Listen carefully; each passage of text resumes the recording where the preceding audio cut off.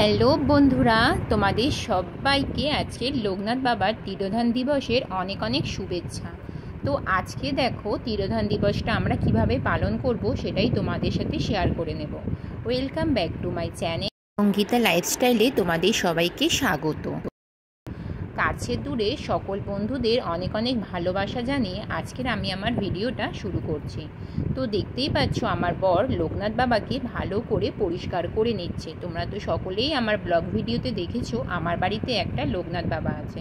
তো সেই লোকনাথ বাবার জন্য কিন্তু অবশ্যই আমি আমার যথাসাধ্য করার চেষ্টা করব। তো দেখতেই পেলে আমার বর কিন্তু লোকনাথ বাবাকে ভালো করে দুধ, গঙ্গাজল, ঘি, মধু, পঞ্চামৃত করে কিন্তু বাবাকে স্নান করিয়ে নিল। তারপরে বাবাকে ভালো করে পরিষ্কার করিয়ে গা মুছিয়ে বাবাকে কিন্তু নতুন কাপড় মানে ধোয়া কাপড় পরিয়ে কিন্তু বাবাকে বাবার স্থানে রেখে দেবে। তো সেটাই তোমাদের সাথে আজকে আমি শেয়ার করে নেব।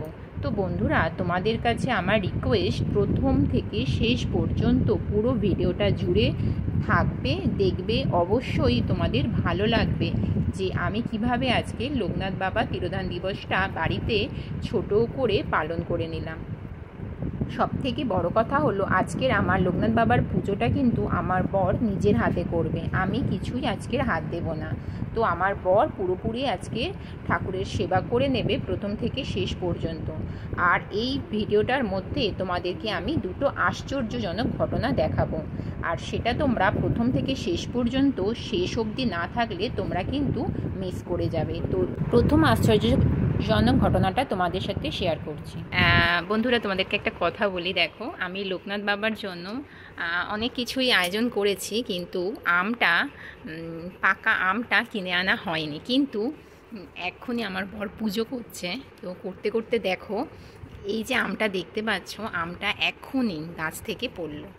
মানে লোকনাথ বাবার পুজো করছে আর এই আমটা এক্ষুনি গাছ থেকে পড়লো। মানে বাবা যদি চায় নিজের হাতে নিজে কীভাবে যে সবটা জোগাড় করে নেবে, মানে সত্যি মানে ভাবাই যায় না। দেখো আমটা একদম পুরো পাকা, মানে এই আমটাই যে আমি লোকনাথ বাবাকে দেব, লোকনাথ বাবার মানে খাবার লোকনাথ বাবা নিজেই কিন্তু জোগাড় করে নিল।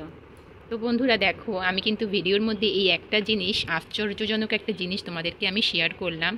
কেমন লাগলো আর এই মানে একদম লোকনাথ বাবার এই যে আশ্চর্যজনক মানে ঘটনাটা যে আমি তোমাদেরকে দেখালাম, এটা কেমন লাগলো অবশ্যই কিন্তু বন্ধুরা জানিও কমেন্ট বক্সে।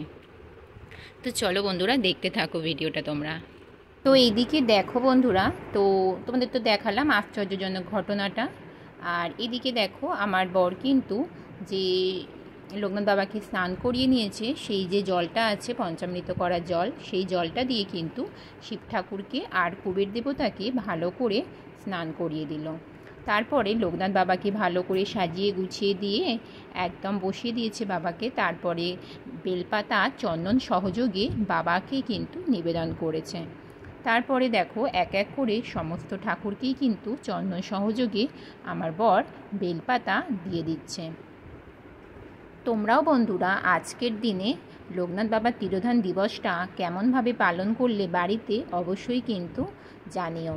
আর আমার ভিডিওটা কেমন লাগলো এটাও কিন্তু কমেন্ট করে জানিও। তোমাদের কমেন্টের আশায় কিন্তু বসে থাকি, আর একটা কমেন্টে অনেক অনেক উৎসাহ পাই ভিডিও বানানোর।